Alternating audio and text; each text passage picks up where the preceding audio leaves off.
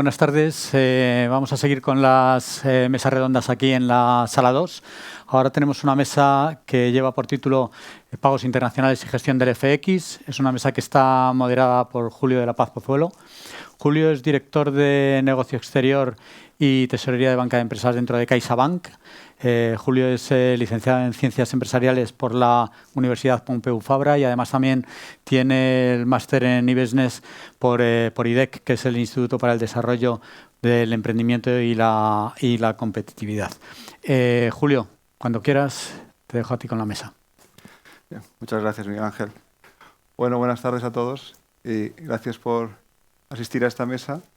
Pues venimos de un día muy intenso de grandes ponencias, la última sobre macroeconomía y ese análisis macro, y la verdad es que vamos a intentar en esta mesa de pagos internacionales y el negocio de FX aterrizar todas esas previsiones a algo muy cotidiano para los directores financieros que estáis aquí, ¿no? Que es cómo gestionar el riesgo de la divisa, cómo gestionar el FX con herramientas que nuestros cuatro ponentes nos van a detallar. Y paso a presentarlos y, por favor, cuando os nombres si queréis acompañarme. Tenemos hoy con nosotros a Pilar Vicente Díez, Senior Vice President para España y Portugal de StoneX. Por favor, bienvenida, Pilar. Gracias. Nos acompaña también Raúl Sánchez, Country Manager de Western Union Business Solutions. Bienvenido. Gracias. También tenemos a Duarte Líbano Monteiro, Director Regional para el Sur de Europa de Ebury. Buenas tardes, Duarte. Buenas tardes, gracias. Y por último nos acompaña Luis Montesinos, que es Group Treasurer en Grupo Lantero. Buenas tardes, Luis. Hola, ¿qué tal? Pues si os parece, aquí estamos todavía en momento de incorporación de asistentes, pero vamos a arrancar la mesa, ¿no? Le hemos pedido a Luis como tesorero y como financiero con su amplia experiencia, pues que nos diera para empezar la mesa, ¿no?, su punto de vista como director financiero de la gestión de ese riesgo de divisa, ¿no?, y si nos puede compartir alguna de sus experiencias o estrategias dentro del Grupo Lantero. Muy bien. Pues nada, en primer lugar, gracias a Asset y a todos los sponsors por invitarnos a esta magnífica conferencia. Y nada, un placer colaborar una vez más con vosotros. Si bien a mí me hubiera gustado hablar de working capital o de financiación o incluso del metaverso, pero me habéis pedido el tema de FX, que tendría que decir, por poner en contexto y un poco también como disclaimer, porque aquí supongo que hay, aunque no se ve nada, bastantes colegas y personas que están en la industria. Como disclaimer, a ver, llevo ya muchos años en esto y es un área que nunca terminas de dominar, ni mucho menos, a veces ni de entender, ¿no? Comentábamos con los colegas de la mesa algunas situaciones que son verdaderamente inexplicables, ¿no? Aunque luego sí, a toro pasado te lo dicen, no, esto estaba descontado. Bueno, supongo que os sonarán este tipo de situaciones. Pero la realidad es esa, la realidad es que es un área muy difícil, muy compleja. Hoy estamos hablando de tipos de interés, de riesgo de tipo de interés, que me den la gestión de tipos de interés. Es un juego de niños la gestión de tipos de interés comparado con la gestión del FX, ¿no? Y prefiero ir así, ¿sabes? Humildemente. Ahora compartiré con vosotros algunas, bueno, pues no lo sé, compartir eso, experiencias, ni siquiera consejos de lo que nosotros venimos haciendo. A veces funcionan mejor, a veces funcionan peor, que es un poco de lo que se trata, ¿no? Pero por daros un ejemplo muy gráfico de lo que me estoy refiriendo. El año pasado, por estas épocas, estábamos haciendo el presupuesto, como ahora, del 23, y nosotros, como supongo vosotros, construís vuestras premisas de tipo de cambio en base a lo que veis en Bloomberg o con el consenso de los bancos. Nosotros hicimos eso, estábamos haciendo eso, bueno, hablamos con nuestros bancos, chequeamos un poco información disponible. Tipo de cambio euro-dólar para el 2022. No sé qué teníais vosotros, nosotros 1,25. Creo que con eso está un poco dicho todo, ¿no? Sabiendo cómo estamos. Este año estamos viendo, o nuestras fuentes ven 1,05. Veremos a ver el año que viene por estas fechas pues cómo ha ido, ¿no? Así que este es un poco el marco, ¿no? Voy entonces con Sí, porque en este entorno que es claramente complejo, ¿qué estrategias o qué consejos de tu experiencia crees que puedes aportar para gestionar en lo posible, evidentemente, sin bola de cristal, porque no la tenemos aquí hoy, pero dentro de lo posible, ¿cómo se puede gestionar eso desde tu experiencia? Vale, pues lo dicho, compartir con vosotros algunas de las cosas que hacemos que bueno, pues van funcionando, digamos. Primera y primordial, previsiones. Previsiones, un potente cash flow forecast, idealmente de cada divisa, en el que tú puedas de alguna manera determinar capacidades de cobertura natural, de natural hedge, a nivel grupo. Típicamente, bueno, aquí habrá algunas multinacionales, como es nuestra compañía, entonces tú puedes tener posiciones cortas, largas en una determinada divisa que luego puedes compensar, teniendo en cuenta las circunstancias, digamos, fronterizas de cada país donde operas, pero ese tipo de cosas. Es poner mucho énfasis en todo lo que es las previsiones de forecast. Y para eso tienes que ir al origen, no esperar a tener la factura de tus compras o de tus ventas en divisa, sino tienes que ir al origen, el famoso order to cash en el momento de la oferta. Hay cosas que se pueden hacer. Luego determinar realmente toda la exposición que tienes a una determinada divisa, que puede ser directa, cuando tienes en tus contratos de compra de venta, que puede ser indirecta, cuando tienes cláusulas de indexación en tus contratos, ¿vale? O sea, que esa en primer lugar. Mucho foco en lo que son las previsiones, sistema potente de forecast, al menos 13 semanas, ¿no? A partir de ahí, haced lo posible por entender el mercado en donde estáis, esas divisas que tenéis que cubrir. Como digo, pues no hay una receta mágica, pero sí que se puede ganar información. Nosotros, para bien o para mal, tenemos reales, tenemos pesos mexicanos, chilenos, tenemos dólar, tenemos dirhams, tenemos hasta rublos, slotis, o sea, tenemos un poco de todo. Y es bueno, ¿no? Intentar entender, obtener información. Hay mucha información, mucha información, filtrar la información para que de alguna manera puedas desarrollar ese conocimiento que te va a ayudar luego en la toma de decisiones. Y por último, pues te diría un método consistente, no estar cambiando cada 2 por 3, un método consistente de coberturas. Pues lógicamente ahora los compañeros de la mesa van a hablar de los distintos instrumentos que el mercado ofrece, pues un método consistente que te permita medir bien cómo lo vas haciendo desde ese punto de vista, ¿no? Y a partir de ahí entender bien todo lo que te ofrecen. Diría, por terminar, cuidado con los derivados gratuitos. Y con esto espero que haya podido ilustrar. Muchas gracias, Luis, por compartir tu experiencia. Yo creo que son guías prácticas que se agradecen en estos tiempos. Muy bien, pues seguimos con los compañeros de la mesa y antes de entrar en detalles individuales me gustaría que valorarais, porque repito, venimos de un día y por vuestro trabajo contratáis con mucha información, pero hay una situación complicada, ¿no? Estamos de acuerdo, venimos y Luis lo ponía de manifiesto, ¿no? La apreciación del dólar, ni hasta las previsiones más surrealistas la tenían prevista. Incluso con este movimiento de perforar la paridad, podríamos extendernos ahora, ¿no? en todo eso. Pero más allá de describir lo que ha pasado, a riesgo de equivocarnos, ¿cómo veis que esa situación tan compleja afecta a la gestión de la divisa y cuál es vuestra visión en el medio y largo plazo? Si os parece, no sé, Raúl, por ejemplo, puedes comenzar tú. Muchas gracias, Julio. En primer lugar, muchísimas gracias a Asset por confiar en nosotros otro año más y darnos la oportunidad de estar aquí. Buenas tardes a todos. Yo creo que el contexto geopolítico es fundamental, que primero veamos por qué estamos aquí, cuál es la situación que nos ha llevado a este momento.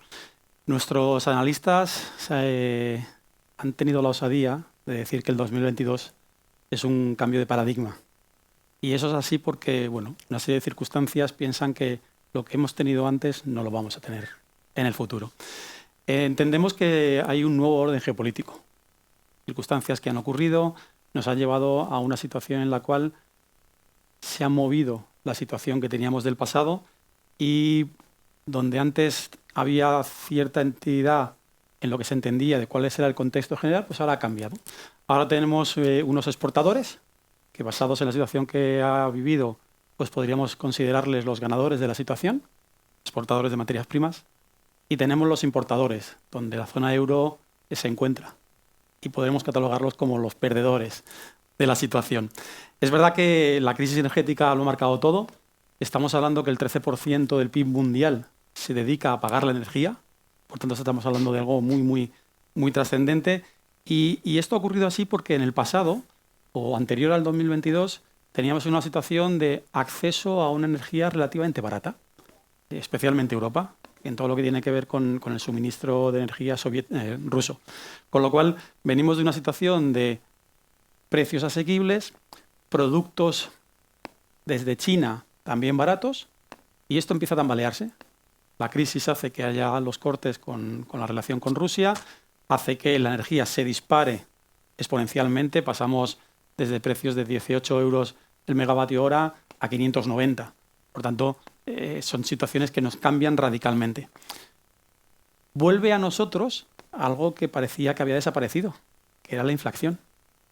La inflación ha existido siempre, pero parece que en los últimos años pues ya no la teníamos en cuenta, ¿no? Después de la crisis de 2008 parecía que había pues un dispendio absoluto al acceso a liquidez para favorecer salir de esa situación de crisis, unas tasas de interés muy asequibles, el dinero era relativamente barato y esto pues también cambia. De repente ahora resurge la inflación, nos encontramos con una situación en la cual más del 83% de los países tienen más de un 6% de inflación, cosa que en los años anteriores no existía, y todo esto pues, son indicadores directos que afectan al FX, que afectan a la divisa, ¿no? Por tanto, es otra situación que también cambia. Como hemos visto en la ponencia anterior, los bancos centrales cambian su política monetaria y la hacen un poco con la intención de luchar contra esa inflación, ¿no? Por tanto, suben los tipos y eso también provoca pues, una situación novedosa. Y también cierto desajuste que tenemos con China, ese desacoplamiento. Hemos vuelto otra vez a pensar si tenemos que tener una dependencia tan fuerte de los productos chinos, muy baratos, pero si realmente ese es el modelo que queremos afrontar, ¿no? Por tanto, esa situación anterior que teníamos de todo lo compramos desde China a unos precios muy baratos, pues quizá esa situación de pandemia, esa situación de rotura de las cadenas de suministro, nos hacen repensar otra vez si tenemos que tener a nuestros proveedores más cercanos, ¿no? Por tanto, ese cambio de paradigma nos lleva a tener que analizar con más detalle cómo afrontamos el modelo del FX. Claramente afectado. Todo esto que comentabas tiene un impacto directo. Así es.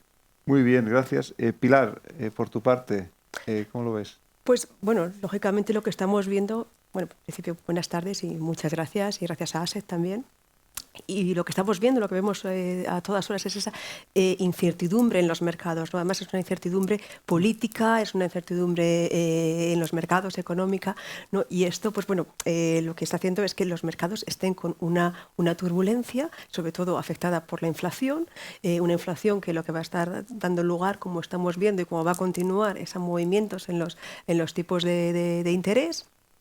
Bueno, hemos visto también cuando el dólar se apreció tanto con respecto al euro, cómo luego el euro ha tenido pues esa capacidad, ¿no? de remontar otra vez contra el dólar, ¿no? De volver otra vez a la paridad, incluso un poquito más de la paridad, lo cual pues nos da también un signo, ¿no? de lo débil que está, de lo frágil que está el mercado, ¿no?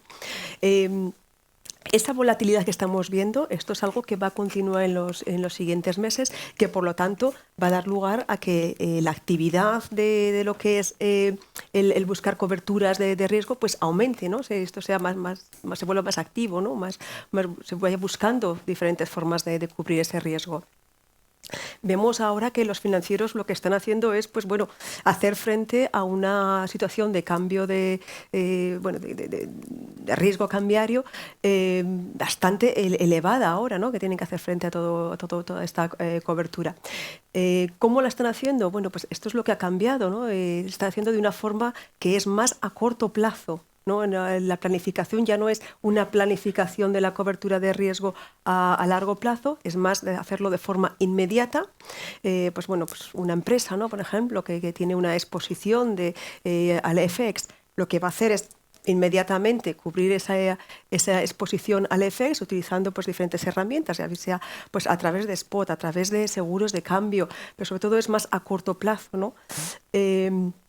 Cuando hablo de corto plazo estoy hablando de un máximo de 3 meses, ¿no? Entonces, esa planificación a largo plazo se ha dejado un poquito de lado, y lo que se recomienda en estos casos pues, es utilizar precisamente esa combinación, pues, digamos, una combinación inteligente de las diferentes herramientas, ¿no?, de gestión del riesgo. Podemos utilizar spot, podemos utilizar opciones, podemos utilizar seguros de cambio, incluso a lo mejor en alguna ocasión pues, puede ser más interesante o nos puede venir un poquito mejor mantener alguna posición a lo mejor sin cubrir, ¿no? Depende de en qué lado estemos, ¿no? Pero lo que sí que estamos viendo es que esa visión de planificación a largo plazo en estos momentos de tanta incertidumbre, de tanta volatilidad, se está dejando un poquito al margen, y lo que se está haciendo es una cobertura inmediata y en breve. Acortando los plazos de gestión seguramente por razón de esa volatilidad o ese cambio de paradigma que también comentaba Raúl. Gracias, Pilar. Duarte, y bajo tu punto de vista, con este panorama que han descrito los compañeros, ¿cómo lo veis vosotros? Buenas tardes a todos y gracias a ASET por la invitación. A ver, yo pienso que los financieros hoy en día cada vez tienen más trabajo, ¿no? Hay que identificar bien su negocio. Y hay dos temas que me gusta siempre mencionar, que es uno, los márgenes que tienen que cubrir, que el margen es lo que protege el negocio. Esto de bola de cristal no existe, ¿vale? Podemos buscar todos los análisis del mundo, no hay uno que haya acertado 2 veces seguidas. O sea, al final tenemos que proteger los márgenes, y eso es lo que es la parte importante de la empresa, para que sea sostenible a largo plazo. Entonces, lo que comentaba antes Raúl y Pilar y también Luis, o sea, al final, métodos constantes, como decía Luis, corto plazo, a lo mejor largo plazo, otros productos. Hay que pensar cómo proteger la volatilidad en esos negocios. Y también es muy importante y es necesario tiempo para los financieros, que sabemos que no tienen al final con tanta cosa que está pasando, ¿no? O sea, y todavía tengo que pensar en la divisa, como decía Luis. Me gusta el tipo de interés, pero hay que pensar en la divisa. Ni todos los productos, cuando paramos un momento, ni todos los productos que vende una empresa o servicios tienen el mismo margen. Y esos márgenes dependen mucho de la elasticidad que tiene el precio final de su producto. Entonces, yo puedo tener 10 productos y tengo una mentalidad de hacer una cobertura a largo plazo, a medio plazo, de todo como una media. Y es importante ver producto a producto dónde proteger, porque al final podemos buscar hacer seguros de tipo de cambio solo a un producto donde mi margen es pequeño y donde yo no tengo elasticidad en el precio final. Entonces, pero ese es necesario tiempo. Y eso es lo que muchas veces pienso que todos los financieros podrán decir que falta. Si de repente tienes una volatilidad en un euro-dólar, que tienes que parar 2 segundos, tienes la financiación que buscar, tienes que trabajar, tienes que ver qué es necesario para tus comerciales para vender más. De repente hay una volatilidad brutal donde tienes que parar y pensar, a ver, los márgenes que tenga mi producto, la necesidad que tenga en la venta.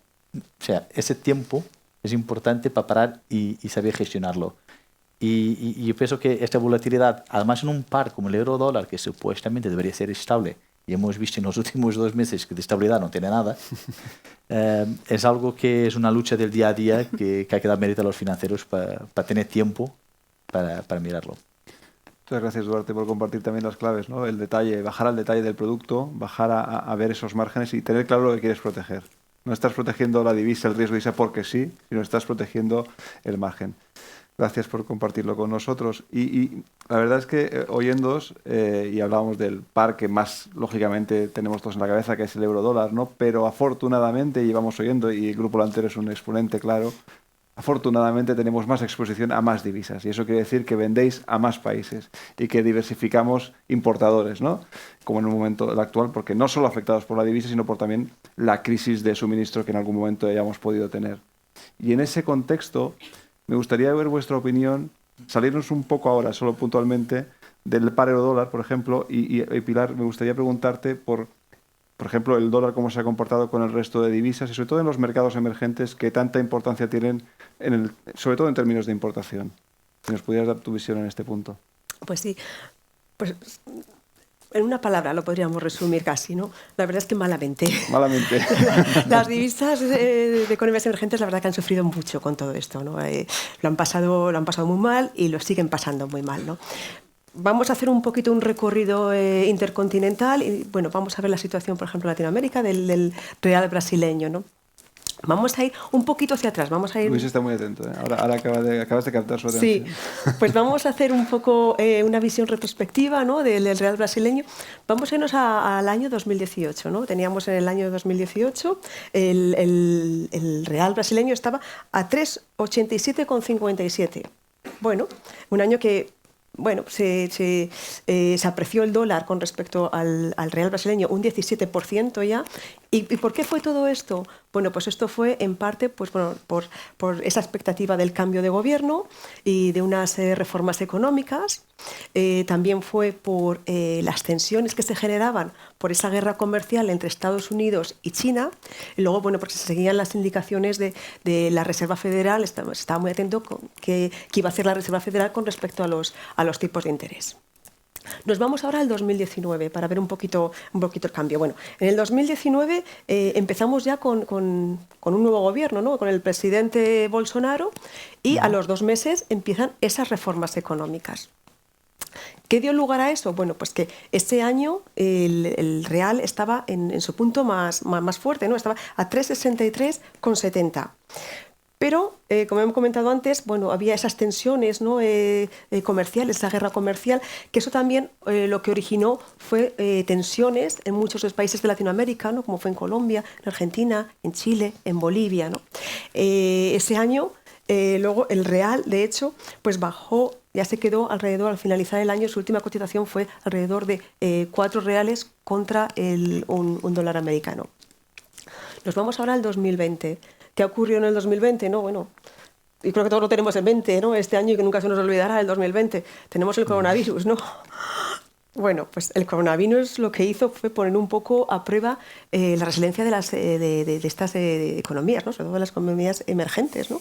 ¿Qué es lo que iba a pasar? Bueno, pues todo este bloqueo, toda esta recesión, toda esa desaceleración a las economías emergentes, la verdad que les afectó muchísimo. Y el real este año lo pasó muy mal. Fue un año que el real brasileño estuvo muy mal. Encima hay otra cosa que perjudicó al real brasileño, y es los tipos de interés. ¿Qué ocurrieron con los tipos de interés en Brasil? Bueno, pues los tipos de interés en el 2020 empezaron con un 4,25, creo que era así, y finalizó el año con un 2%. O sea, si ya el real ya estaba poco atractivo, ahora lo hacemos menos atractivo todavía, a ver quién quiere invertir en el real, ¿no? Entonces, bueno, pues esto es lo que nos pasó en el 2020. Encima, además, el 2020 fue un año muy malo para todo el tema de commodities, ¿no? También fue una caída de commodities muy importante. Bueno, ese año perdió el real brasileño con respecto al dólar un 30% de su valor, nada menos. Nos vamos ahora al año 2021. ¿Qué pasó en el año 2021? Bueno, ahí en el año 2021 lo que hubo fue, digamos, una lucha de poderes casi, ¿no? Fue una volatilidad bastante fuerte entre el dólar y el real brasileño.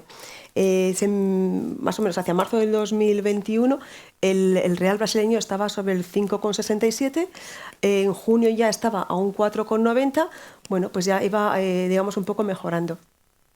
También fue un año que se caracterizó también porque se intentaron poner medidas un poco más, digamos, adelantarse un poco a todo el tema de la inflación.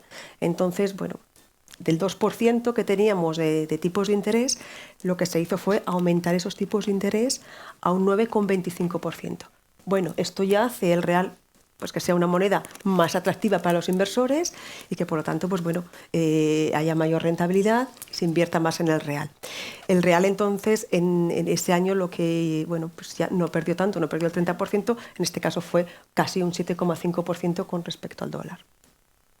Llegamos ya al año 2022, llegamos ahora. ¿Qué es lo que se ha hecho ahora? Bueno, ahora lo que se ha hecho es también un movimiento de los tipos de interés. O sea, lo que se hizo fue que del 9,75 que empezó el 2022, que se subiera ahora a un 13,75% ese tipo de interés, haciendo todavía la moneda mucho más atractiva, el real. Y de hecho, el real este año está bueno, pues apreciándose aproximadamente, está a un 5% lo que se ha apreciado con respecto al dólar. Es decir, es una de esas monedas que ahora ha salido un poco del túnel y está pues mejorando con respecto al dólar. Pero desgraciadamente muchas otras monedas, ¿no? Si vamos ahora, por ejemplo, pues al caso de Asia, en el caso de Asia no vemos esta mejora, ¿no? Asia, bueno, ahora la inflación, por ejemplo, pues es una inflación que, bueno, se ha ido ahí acumulando a través de décadas de políticas pues monetarias expansivas, y lo que ha dado lugar es que, bueno, la inflación en muchos lugares de Asia esté doblada, ¿no? Con respecto a los objetivos de inflación que se tenían. Vemos también que, bueno, pues, en Asia, pues, por ejemplo, por poner así muy brevemente un país como es Sri Lanka. Sri Lanka, por ejemplo, es un país que dependía mucho del turismo. Claro, la pandemia esto le afectó muchísimo. Entonces, todo lo que era el tema de entradas de divisas, de dólares, pues bajó a una quinta parte de lo que tenían habitualmente o lo que recibían habitualmente de dólares. Esto, lógicamente, afecta mucho a estos países. Además, bueno, al tener una inflación muy alta, Sri Lanka tiene una inflación ahora mismo de un poco más de un 73%, 73,7% de inflación, ¿no? También para que no nos quejemos aquí, ¿lo dices por eso? Exactamente, digo, ríete de un 10%, de un 7%, bueno, 73%. Claro, ¿qué ocurre con todo esto? Bueno, pues con las medidas de movimientos en los tipos de interés encima afectan muy negativamente a estos países, ¿no? Hay que recordar que estos países ya de por sí tienen una cuenta corriente en negativo, que además son países que tienen una deuda externa denominada en dólares, ¿no? Que necesitan dólares. A esto le juntamos luego que, bueno, la guerra en Ucrania, ¿no? Lógicamente, pues hace falta, pues bueno, dólares. Yo creo que es muy importante aquí, si me permites, reforzar lo que decía Luis y lo que dices tú, conocer con cierta profundidad el país donde vas a estar, porque estás dando unas claves macro que a lo mejor a veces nos quedan muy lejos, pero si tienes interés en ese país, el financiero tiene cierta obligación de estar al caso de esas magnitudes. Gracias, Pilar. Muchas gracias. Gracias. Muy bien, oye, ligando un poco varios temas que han salido el día de hoy, Duarte, me gustaría tu visión, porque hablamos mucho de tipos de interés, evidentemente no me extenderé yo hoy en cómo ha corrido el dólar gracias a eso, pero la parte energética, y nos recordaba Raúl el porcentaje de PIB que dedicamos a energía, ¿cómo crees que impacta en la divisa? A ver, la mayoría de la gente aquí será financiera, pero intentando explicarlo, toda esta parte de la crisis financiera, al final, ¿qué hace? Subir los costes a las empresas, ¿no? La energía más alta, mayor coste. Hay dos soluciones. Una, aguantar eso y quitar del margen de la empresa, una solución. Otra, subir el precio al consumidor final. Esa subida de precio está haciendo con que la inflación suba. Subir la inflación, necesario tipos de interés para acompañar la subida de inflación. Subir de tipos de interés, apreciación de la divisa. Entonces, la verdad que nosotros comparamos la crisis energética, lo que está pasando, además con el desfase que hay entre Estados Unidos, con el dólar, y Europa, que al final no es exactamente lo mismo la dependencia que tenemos nosotros, en este caso de Rusia en Europa. Todo esto hace con que esté afectando el día a día. El otro día he hablado con una empresa financiera, y por eso la curiosidad, que decía, me compensa más cerrar la fábrica y comprar a mi competidor. O sea, durante 2 semanas. Esto por el coste que ahorro con la energía en España, que es distinto del coste de energía en Francia o en Alemania o en Portugal. Entonces, si llegamos a este punto, o sea, esto para que veamos de cuánto puede afectar una tercera variable a la divisa, no solo al día a día del financiero, pero después a la divisa. O sea, indirectamente está afectando la divisa. No solo te afecta a ti los costes, como todavía tienes que pensar en la divisa. Entonces, la parte de la crisis energética, podemos volver a la última crisis, 2008, y sustituir el gas por el petróleo, ¿no? Cuando subió a 144. No es la misma dependencia que tienen las empresas.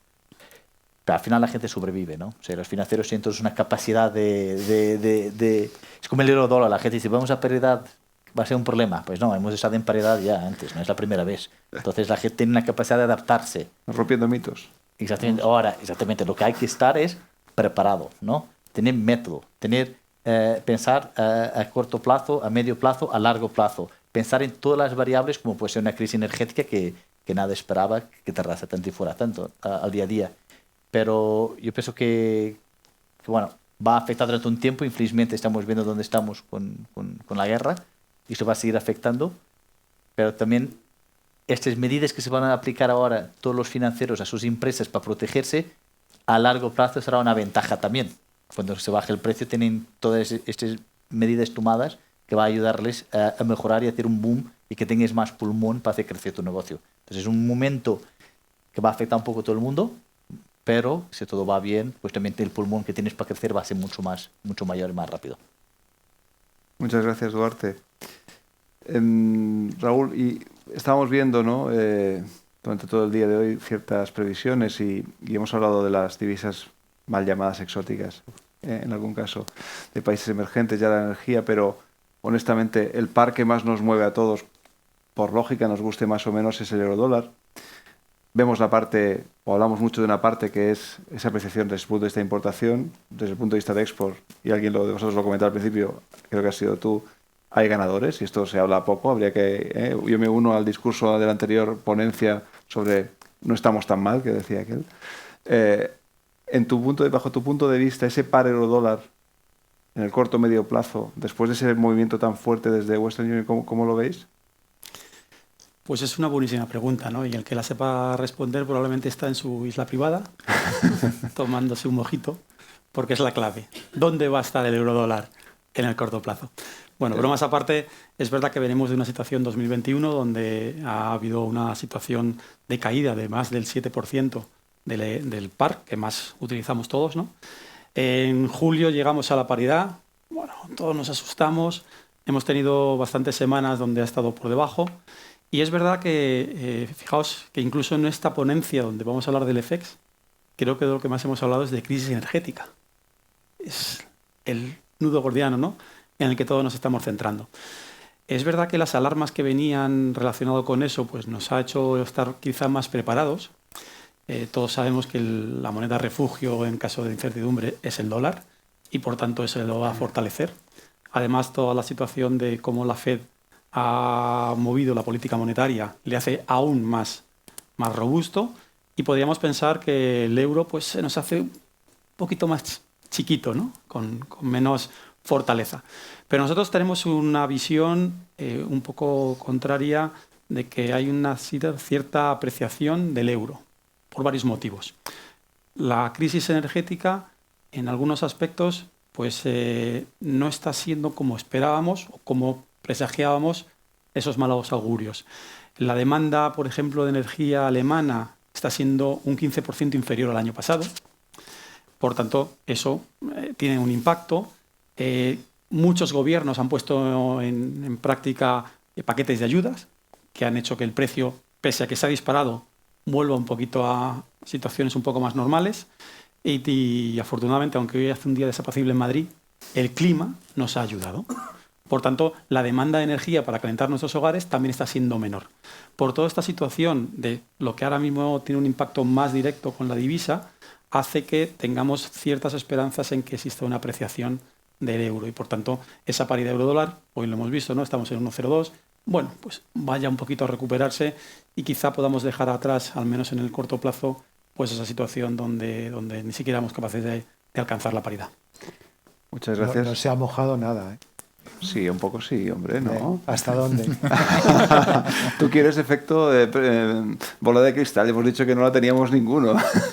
No, pero sí, yo creo que es razonable pensar que incluso por el gap que hay entre los dos bancos centrales que se va a ir reduciendo, lo hemos empezado más tarde, como en la anterior crisis, nada nuevo bajo el sol, pero parece que solo por la reducción de ese gap de tipos también ayudaría en esa línea de cierta apreciación del euro, recuperación del euro. Pero bueno, gracias por opinar, que no es fácil, porque aquí cuando opinas siempre tienes el riesgo de que vengas el año que viene y digas te equivocaste. O sea que gracias por opinar.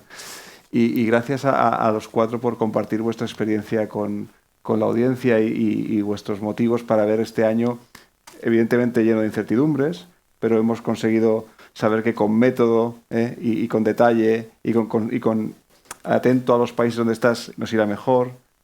Hemos entendido que la volatilidad es diferente, que cubrir más a corto. Hemos visto cómo la energía tiene una relación con el FX clara, ¿no? Y también cómo, a pesar de que las previsiones no puedas hacer, hay que tener una previsión y hay que cubrir. Pues si os parece que hemos cumplido nuestro horario, lo dejaríamos aquí. Gracias a todos por vuestra atención y hasta la próxima. Gracias. Gracias.